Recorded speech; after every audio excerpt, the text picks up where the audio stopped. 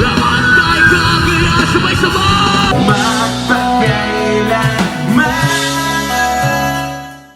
Babe, will you marry me again?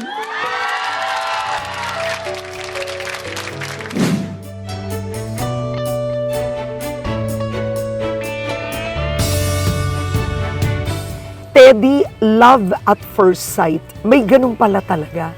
Alam mo yun, yung parang kung sino yung ma-meet ko, gusto ko, siya na yung pakakasalan ko. Nung nakita ko siya, parang alam ko na, siya na. Totoo ba yun? The next day, kayo na daw?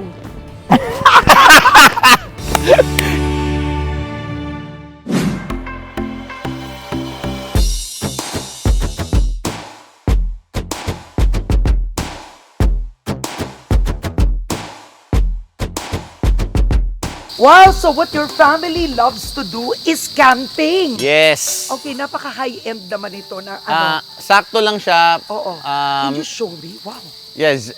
Ito, yung mga camping tables, nare-retract siya. So, pwede siyang hanggang sa maliit. Parang this pick-up is what you and your family use Yeah. when you go camping. Yan. Yes. Ganito yung mga pang-camping na. Oo. Yan. Tapos, meron din kaming minsan may dala-dala kaming mga walkie-talkie.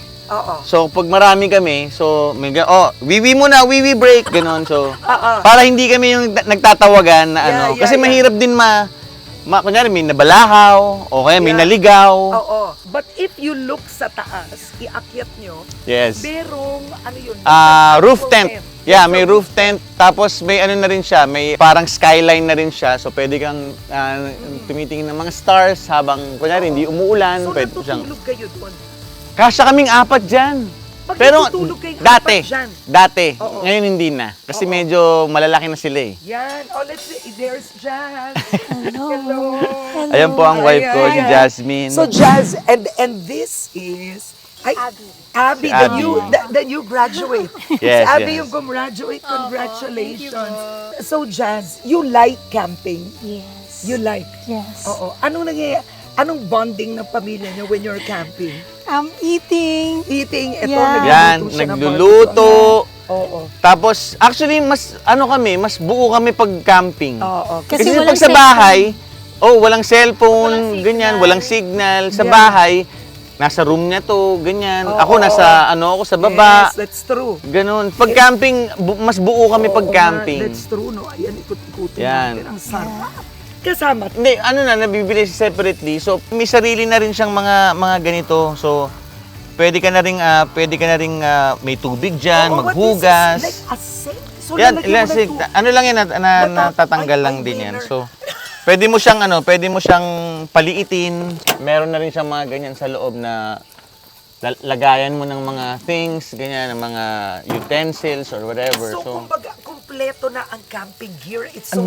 Actually, ngayon nga, mas kumpleto na eh. Dati noon, wala pa. Wala pa masyadong nabibiling Yeah. ganitong, Pero ito nagulat ako, may ilaw. Tignan nyo. Hindi, kasi pang aesthetic syempre, di ba? Kailangan maganda yung itsura mo doon sa kabilang campsite. Ano ka? Uy, ba't sila may ilaw? Tayo wala. Kailangan may ka rin, flex ka rin ng konti. Kaya mo namang mag-setup ng yung base sa budget mo eh. Pero meron din siyang joy na nabibigay sa'yo na kayo lang ng family mo, yung bonding kayo nyo. na. Eh, ano naman to? Making memories. CR yan, CR. Pwede kang may CR sa loob. Yan. Yan, no? Oo, patago. No? Yan, patago. Pero dyan ka na. Yan. Oo, baka Inaano dyan lang na. to. Yan, Oo, nilalagyan dyan ka lang na. yan. Dito ka na si CR. Diyan ka na.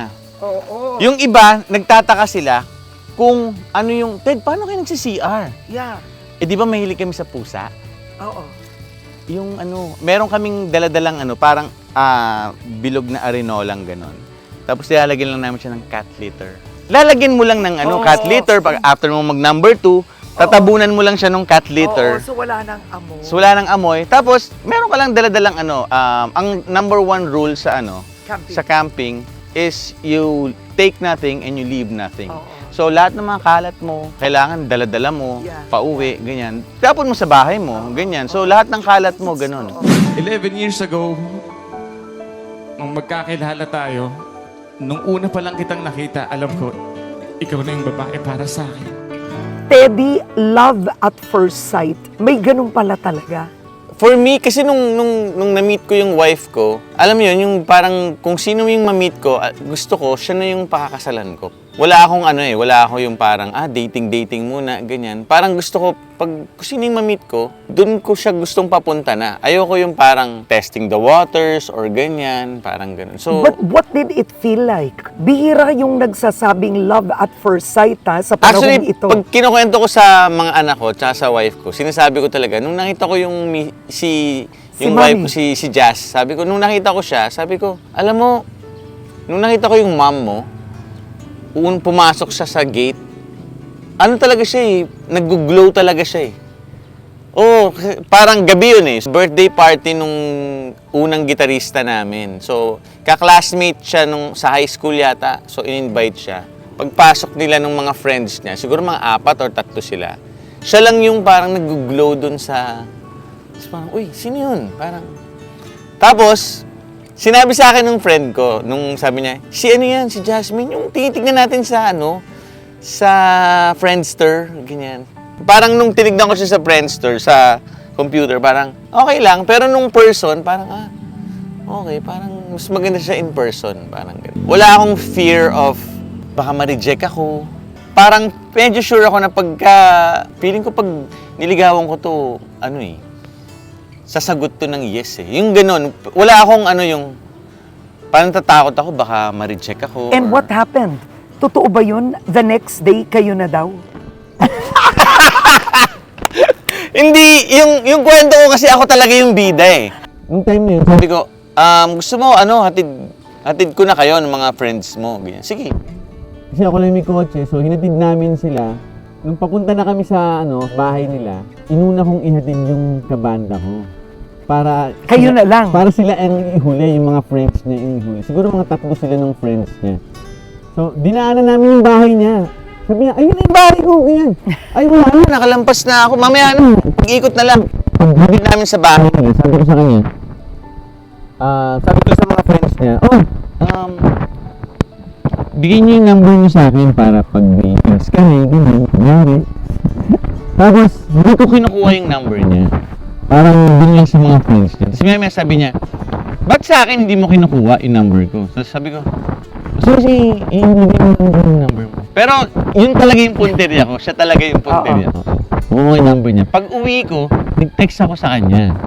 Sabi ko, alam mo, Jess, gusto ko sanang beso kiss ka kanina. Kaya lang, naiya ako sa mga friends mo ganyan. So maya, natutulog na ako. Text. Pagbasa ko, ang nakalagay doon, bakit hindi mo ginawa? Sabi ko, sabihin mo lang, babalik ako dyan, pupunta ako sa bahay niya. Tapos nag-text siya lang, dyan. So mga 5 a.m., naligo talaga ako. Tapos meron akong pabango na meron akong Hugo Boss na pabango. Ginagamit ko lang yun pagka mga special occasions. Hindi ako talaga mapabango. So, mga 5 a.m., naligo ako, nagpabango ako ng Hugo Boss, ganyan. Balik ako. Drive ako pabalik sa kanila. Tapos sabi ko, andito na ako sa labas. Tapos lumabas siya ng gate. Paglabas siya ng gate, nakapajama na siya Tapos sabi ko, andito na ako. Sabi niya, tapos bineso kiss niya akong ganun. Sabi ko, teka lang. Ang layo nung Lagro, papuntang Batasan, sabi ko. Tapos, naligo ako. Tapos, peso kiss lang yung ibibigay mo. Naman, Ang sabi galing ko. naman ang moves mo. Iba ka. Sabi niya, ano ba gusto mo? Siyempre, sabi ko sa lips na. Tapos yun, nag-kiss na kami nung time naman. That First is kiss. amazing. That's the You first saw time. her at a party. Yeah. You knew. Love at first sight. Within a few hours, Yeah. in a way, kayo na. Kami na. Sabi niya, gusto na rin niya ako nung time na yon. But she knew it was you. Sabi niya, Do you know how rare that is? sinasabi ko rin sa mga kids ko, alam mo, it may work for some, sa iba pwedeng hindi, pero ako, wala akong parang wala talaga akong fear na baka hindi siya mag-work, Actually, tinanong ako nung airpod ko after a few weeks, nung sinabi ko magpapakasal na kami, after a few weeks, Wait, sabi niya, ilang linggo nang mag-decision kayo magpakasal? parang mga 2 weeks lang. Oh my... after a week, sabi niya sa akin, alam mo, hindi ako sinasabi sa'yo, sabi niya, aalis na ako, sabi niya, pupunta ako ng States. Bakit? Sabi niya, kasi, sabi niya, alam mo yung fiancé visa? Para sa visa.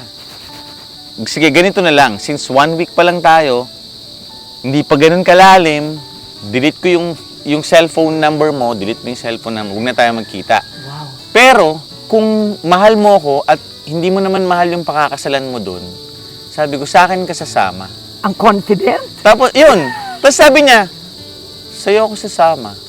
May drama pa yun, nagdrama pa kami sa kotse, ganyan, para pampili ko. Tapos, after a few weeks, a few days, nalaman na nung mom niya na meron na siyang dinidate na kami na. Tapos sabi niya, babe, nalaman na nung mom ko na nilock na yung gate namin.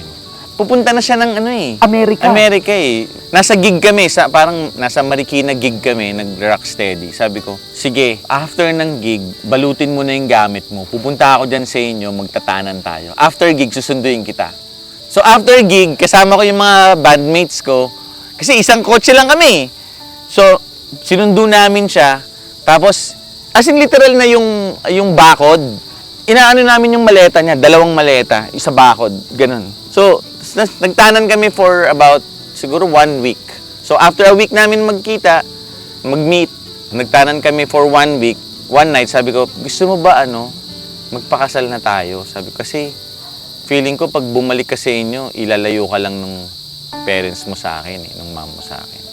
So, para at least, pagdating natin sa inyo, kasal na tayo, wala na siyang magagawa. So, ibig sabihin, kinasal kayo after 3 weeks. Parang, mga almost 3 weeks. After namin ikasal, may 10 days o 11 days para makuha namin yung marriage certificate. So, after namin makuha yung marriage certificate, pumunta kami sa bahay na nila. What a love story. Okay, nung dinala mo ang marriage certificate sa mga magulang, ano yung reaksyon? Yung stepdad niya, cool pa, parang. Pero yung mom talaga niya, masama yung mukha ng mom niya. Parang, ang dinala ko lang Xerox, Xerox copy, kasi baka punitin sa harap namin yung Totoo ba to? Ganyan. Opo, ganyan. Usap konti, ganyan. Tapos parang, hindi ako approve, sabi ng mom niya, pero nandyan na yan. Loko Paano mo niligawan ang mother-in-law? Akala nila, yung rakista na Irresponsable. irresponsable, naglalasing, nang bababae, nagda-drugs, ganun. Akala nga nung mom niya, ako si Jong Hilario, yung nakikita sa Mara Clara. Yung role ni Jong Hilario nung time na yon, nambubugbog. Yeah. Yun, unti-unti, parang nakita nila na, okay, hindi naman pala si Teddy, parang wala naman siyang tattoo, ganyan, or kasi typical yung family nila yung si Mami Nils, yung mom niya, medyo typical siya. So, yun yung tingin nila sa mga nagbabanda nung time na yun.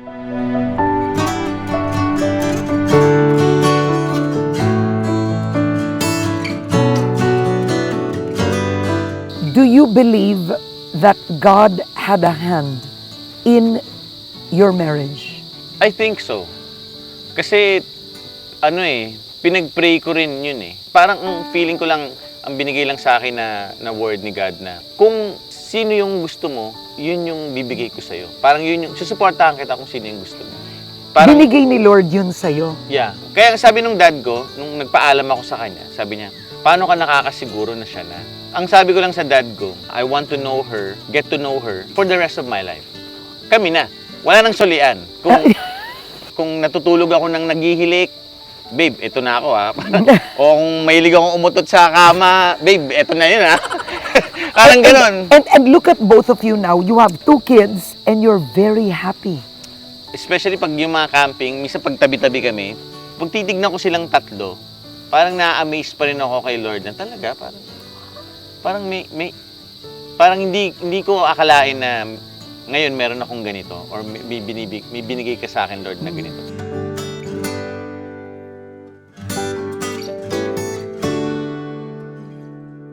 Bago ako magbanda or mag-artista or whatever, nasa Victory kami na concert sa Araneta. Tapos parang inimpress sa akin, sabi ko, Lord, parang ayokong maging kahit na I don't want to be a rock star. I don't want to be an artista. I don't want to be a big name or whatever. Kung wala ka rin lang, kung if I don't have you. Kumbaga, okay na ako, Lord, na janitor o naglilinis ng o sa Power Books, nagbo-book associate ako sa Power Books. Basta I know na nandun ka, kasama kita, kasama mo ako. Okay na ako dun, Lord. Alam mo, Teddy, napakaganda ng puso mo. It's like David, a man after God's own heart. When did you get to know the Lord? Pariwara ako talaga nung high school eh. Giyosi na ako, umiinom na ako. Yung airpods ko na sinasabi niya na, huwag kang sasama dyan ha, kasi nagdadrugs siyang mga yan. Sumama ako, so parang, hindi naman ako yung, never pa naman akong parang lang, mga juts lang, ganyan. Pero high school na ako nun eh. Yeah. Tapos, kinukulit ako nung mom ko. Sabi niya, boy, walang sa church. Walang tutugtog ng gitar. Tugtog ka naman, oh. Kasi tumutugtog na ako nun eh. Nagbabanda-banda na ako ng third year high school. Kakakulit niya, napao-oo ako. So, tumutugtog akong ganyan. Tapos hanggang sa, oh boy, may kami retreat. Punta ka sa retreat kasi walang tutugtog. So, punta ako sa retreat. Nandun lang sila, mag-yosi ako dito. Pag kailangan na ako, punta na ako doon, amuyosi ako, tutugtog ako, ganyan. Tapos wala, nakakunot lang ako. Tumutugtog ako ng praise and worship song. Tapos nung time na yon, parang merong drawing. Sabi nung pastor, mag-drawing kayo ng buhay nyo. So nag-drawing lang ako, ganyan. Parang bundok, family, tatlo sila, yung mom ko, dad ko, ate ko, tapos nandito ako sa malayo. Ganun lang yung ko. Tapos pina-explain sa akin, ito Ted, explain mo naman. Wala na, hindi na ako nakapagsalita. Parang iyak na lang ako ng iyak. Ano yun beach. Sinahagkan lang ako, nakaganon lang yung mom ko. Naririnig ko at the back of my head, at the back of my heart, sabi niya, parang sabi ni Lord, parang, okay lang yan, nandito ako. Ganun lang. Is that when you accepted Jesus as your Lord and Savior? Parang hindi siya totally accepted na, Lord, I accept you. Parang, it's just that I felt na He was just there hugging me. You don't need to accept. Andito lang ako. I'm just hugging you right now. Paulit-ulit lang yun. Naririnig ko lang yung voice niya. I'm just here. I'm just here. I'm just here. As in, naririnig mo Naririnig yung ko lang siya. I'm just here. Tapos, pag-uwi ko ng bahay namin, wala totally, yung yosi, wala na. 180 talaga ako. As in, wala. Hindi pa siya, hindi pa siya totally accepted. Pero, alam mo lang na you're walking, pero hindi mo kaya. Andito ako. Kasi may mga times din na parang naghahanap ako ng yosi sa mga tupos ng yosi. Yung mga tira-tira na maliliit, na may konti pa, pwede mo pang sindihin yun eh. Sa sobrang gusto mag-yosi, parang naririnig ko lang yung voice na yun. I'm just here. Kung hindi mo kaya, I'm just here. I'm just here. I'm just here.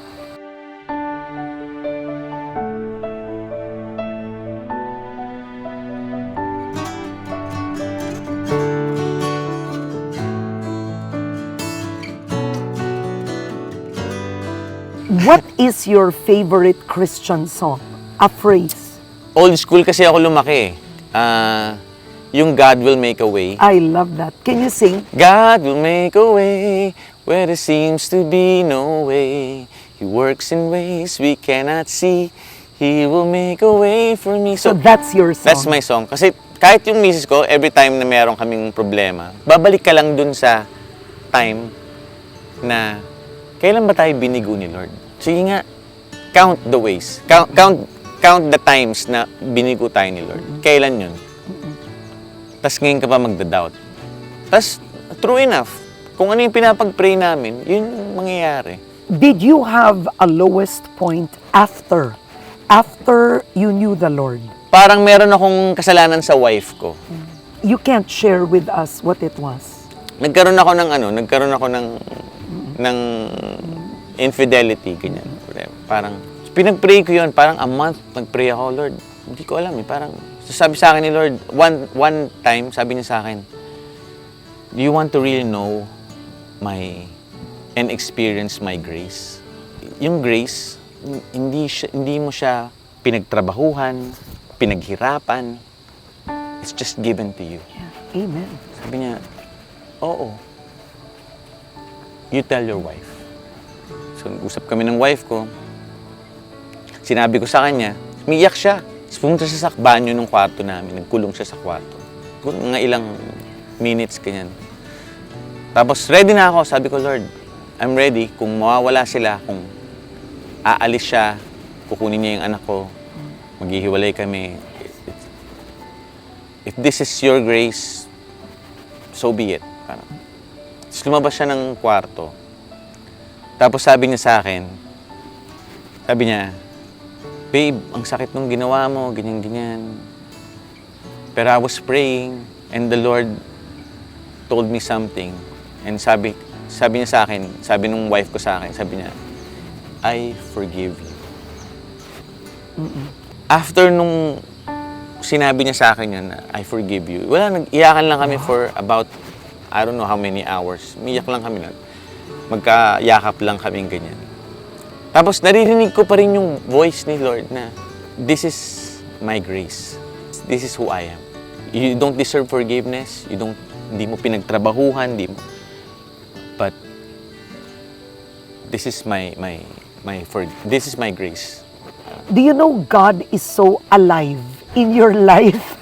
And even your wife, you are a living testimony. Alam mo, Miss Both of Karen, you.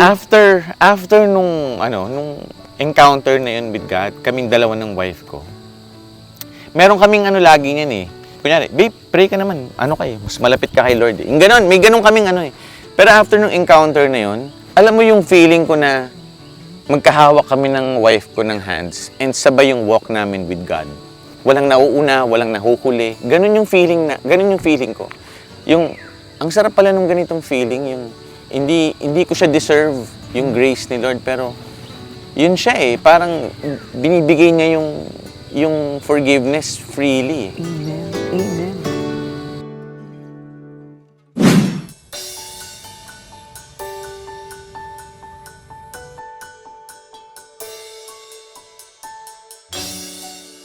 How did you know Teddy was the one? Ang bilis.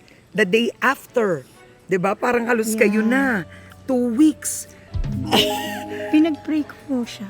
Really? Yes Di po. totoo? Yes po.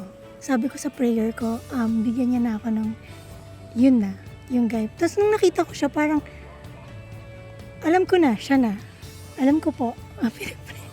Answered prayer. Oo. And ano ang papel ng Panginoon sa marriage ninyo? Siya po yung, Napakaganda. center ng relationship namin. What do you love most about Teddy?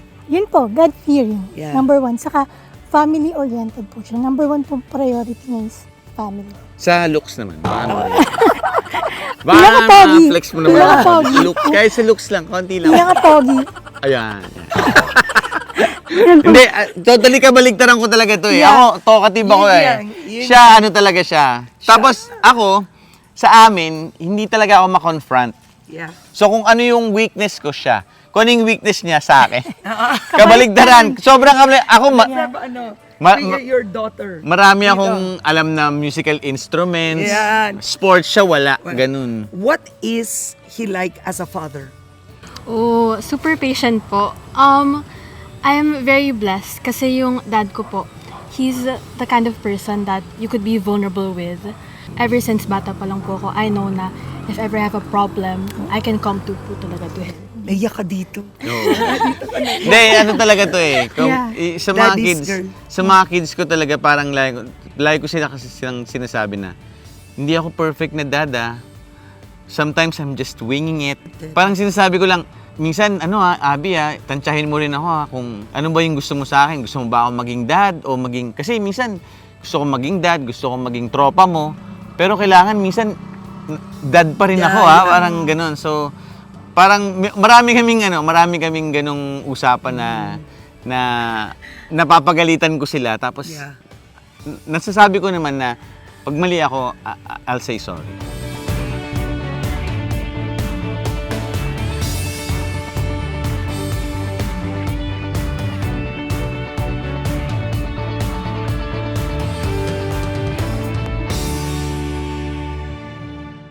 So now you have 2 kids.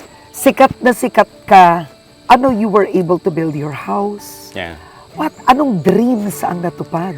Halos lahat kahit yung nagsisimula pa lang ako, parang, hindi ko alam, makakabili ako ng brand new car eh. Na kahit second hand, okay na ako, ganyan. Pero, gusto ko ng sariling bahay. Ngayon, may sarili na kaming bahay. After 10 years, nabayaran ko na yung bahay ko, ganyan. So, parang sabi ko, ano pa rin, no? Parang hindi pa rin talaga tumitigil yung blessing ni Lord. Kasi, bibigyan ka niya ng goals. Pero, after mo ma-reach yun, bibigyan ka ulit niya ng goals eh. And now, what about your band? Quickly, do you have to write? Fortunately, ako talaga yung nagsusulat sa amin. So, parang a few years ago, 5 years ago, nagkaroon kami ng away. Pinakamalaking away ng Rocksteady yun. Parang napagod ako magsulat, so gusto ko ng break. So nag-away-away kami, ayaw nila akong payagan, ganyan. Tapos, to the point na nagigig kami, walang pansinan sa gig.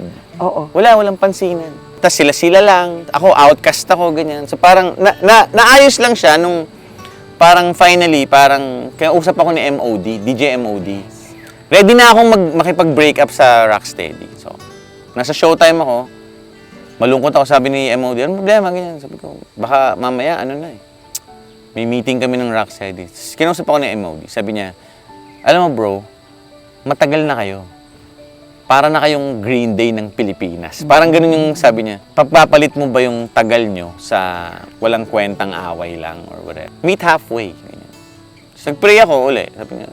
Tapos yun, nung nag-meeting kami, parang napag-usapan namin na, sige, bigyan ka namin ng 1 month na off para makapag-recharge ka, ganyan. So may 1 month off ako na, kunyari, June or July, yung hindi masyadong mag-gigs, tag-ulan, ganyan. So, doon lang ulit kami na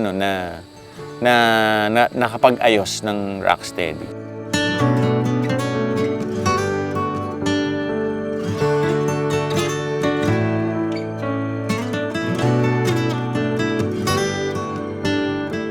Clearly, you are blessed. Ano? Would you say this is the happiest in your life? I think so. Yeah. Nag-iiba pa yung happiness eh. Parang seasonal siya na, ay, kakayanin ko ba pag kinasal na yung anak kong girl, ganyan, o yung boy, o pag meron na akong apo, ganyan. So parang in denial ako ng konti, pero ando na siya. Tapos recently yung mga sinusulat kong songs, papunta na rin doon, parang about sa parang dati maliit ka pa lang, ngayon ganun, anak level, parang anak level na yung parang dati binamasdan ko lang ang pagtulog mo. Bukas tatakbo ka na palayo sa piling ko. Oh, ganda. Ganun na yung mga sinusulat kong songs. So parang, okay, sige. You love the Lord, clearly. Yeah. What is your favorite Bible verse? My ultimate Bible verse is yung Ephesians 3:20. Sabi niya doon, now, to Him who is able to do immeasurably more than all you could ask or imagine, according to His power that is at work within us. So imaginein mo, now to Him who is able, He is able to do immeasurably more. Try to measure immeasurable. Immeasurably more that all you could ask or imagine. I-ask mo na, i-imagine mo na, i-measure mo ng immeasurable, and i-more mo pa yung immeasurable. Imagine mo yung verse na yon. If you want to have that bigger blessing, parang sinasabi ni Lord, kailangan mo munang malaman kung gaano kita kamahal. Mahal kita, ganito. Ganyan, no? Mula east to the west, ganun kita kamahal. Walang hanggan kita kamahal. And that knowledge, that wisdom of how God loves you will enable you to accept na, Lord, na humingi kay Lord ng kahit na ano. Lord, di ko nga in-imagine, ganyan kaganda yung asawa ko, yung mga anak ko, di ba, parang, ganito siya eh, ganito siya ka ano. Amen. Okay. Ang galing.